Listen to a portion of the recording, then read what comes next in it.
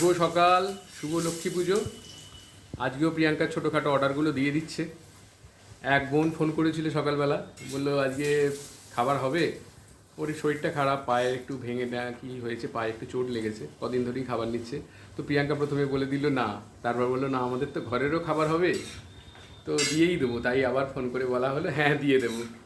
তো আজকে আমার নিজের বোন হলে, নিজের দিদি হলেও তো করতাম, সেও তো আমার নিজেরই বলতে গেলে, ভরসা যখন করেছে। তো এখন এখানে মচমচে পরোটা হচ্ছে, প্রিয়াঙ্কার যে স্পেশাল পরোটা, মচমচে একদম বড় বড়। আর এখানে আলুর দম করছে টকবক টকবক করে, সব টাটকা একদম। তো শুভ লক্ষ্মী পুজো, তাই তো? আজকে লক্ষ্মী পুজো হবে, দেখাবো। আমাদের একটু বড় করেই হয় লক্ষ্মী পুজো, মাকে যতটা আরাধনা করতে পারি সামর্থ্য অনুযায়ী। ঠিক আছে, টাটা। প্রিয়াঙ্কার হেসেল থেকে সবাইকে জানাই হ্যাপি লক্ষ্মী পুজো, ঘরে বাইরে পরিবার থেকেও তাই জানাই। টাটা।